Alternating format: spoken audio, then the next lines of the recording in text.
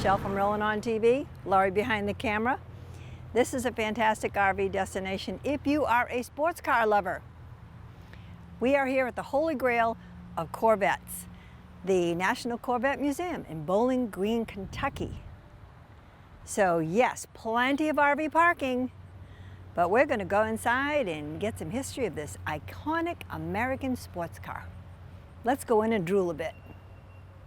If you're a car or Corvette history buff, you'll get your fill here of historical facts and information. Shall we enter to win that Corvette, Laurie? Take a look at that. The National Corvette Museum conducts a series of raffles each year as a way to raise funding for the day-to-day operations of the museum. Corvette Museum history film. Loops every 15 minutes. Shall we? That was a sweet look back at Americana. What was the earliest name given to the Corvette? How much do you know about Vettes?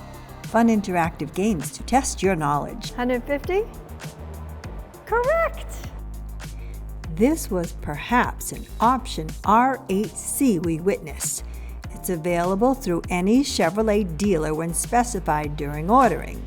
R8C customers are welcomed with signs and a VIP tour of the museum where their car is displayed, followed by an orientation and presentation of their new vehicle.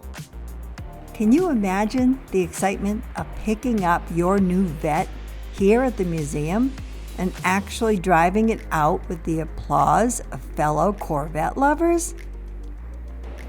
Talk about a great memory for this driver. New car smell, and oh, doesn't that sound sweet? There are some very interesting and unusual displays, like the Entombed Corvette. In 1954, Richard Sampson of Brunswick, Maine, bought a brand new 54 Corvette. He drove it for 5 years, but he was disappointed his wife didn't enjoy going with him. At the time, he was constructing a new building for his chain of grocery stores and decided to have the Corvette sealed in a brick and mortar tomb within the new store. In his will, he specified the Corvette was not to be removed from the tomb until the year 2000. In 1982, the store was purchased and the new owners requested that the car be removed. 1986, Richard's daughter Cynthia took possession of the car after it was removed. The Corvette remains in the same condition it was in when it was removed from the tomb in 1986. The 1957 Corvette was a milestone model due to its optional fuel injection and optional 4-speed manual transmission, both Corvette firsts. Can you imagine Christmas time receiving one of these back in 1956? It's a Corvette pedal car. Do you know any kids who received one?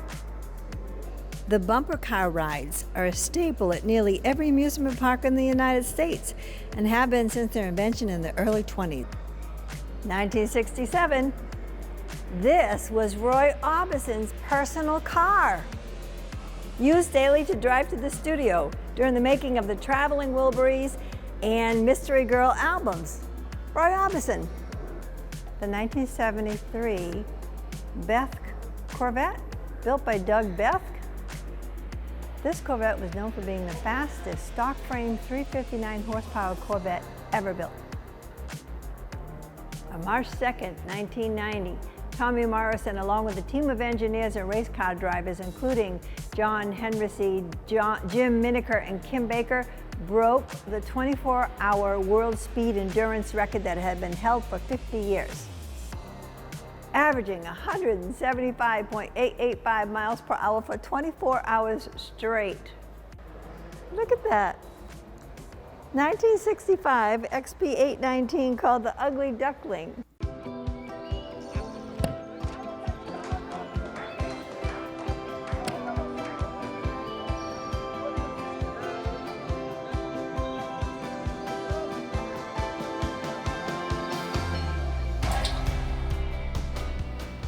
Aquacam Tossins. So fast and easy to use, it could seem like a game. Someone once said, the camping doesn't really start until the RV awning comes out. Whoever said that really knew what they were talking about. Carefree of Colorado, celebrating 45 years of RV awning innovation. For more information, visit our website at carefreeofcolorado.com. Nothing can ruin a nice RV vacation like a mechanical breakdown and costly repair bill. Well, Rolling on TV, together with our partners at Wholesale Warranties, would like to give you some peace of mind for the next 3 years. Together, we are giving away a 3-year tire and wheel protection plan combined with a 3-year roadside assistance plan. To enter the Peace of Mind contest, just visit our website at rollingontv.com and click on the contest link where you can learn all about both these covered plans and enter the contest. It's that simple, and there's no purchase necessary. Wholesale Warranties is a premier provider of RV extended service contracts. Here's a question for you. Do you know what happened February 12th, 2014? This is the Corvette Cave-In, the Skydome sinkhole experience. Let's go see. I can't help but wonder who the genius was that realized this tragedy that happened to the Corvette Museum was actually a genius stroke of luck. The National Corvette Museum made international news headlines on February 12, 2014, when a sinkhole collapsed in the skydome of the museum in the wee hours of the morning. Thankfully, no one was in the building when it happened, but security cameras were rolling to catch the incident on camera. Museum visitation skyrocketed that same year as people from around the world were drawn to witness for themselves the destruction Mother Nature had caused.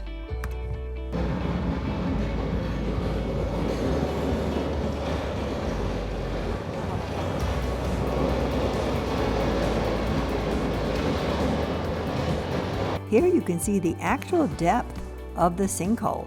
It was estimated to be 30 feet deep and about 40 feet wide. What a great job they did of making use of all of this so people can actually see it. The next exhibit you see after the Corvette sinkhole is Cartoon Creatures, Custom Cars and Corvettes, the art and influence of Ed Big Daddy Roth. Back in the 50s and 60s, kids who liked cars bought Hot Rod magazines, along with t-shirts, models, stickers, and toys from Roth Studios. They featured caricatures of cars with giant smoking slicks and fire coming out of the exhaust, with blown engines and cartoon monsters at the wheel. Tom Peters would begin copying those drawings, and in the process he learned how to draw cars with personalities and attitudes. The monsters were just cool. There's so much to see and do at the Corvette Museum, which is located off I-65, exit 28 in Bowling Green, Kentucky. To learn more about this 501c3 museum, visit corvettemuseum.org. Time to shop. Oh, well, that was exciting. I wish we could have sat in one and maybe started it up, right, Laurie? This is a great RV destination for anybody coming through Kentucky. And yeah, you got to do a little bit of shopping while you're here too. Michelle and Laurie in Kentucky.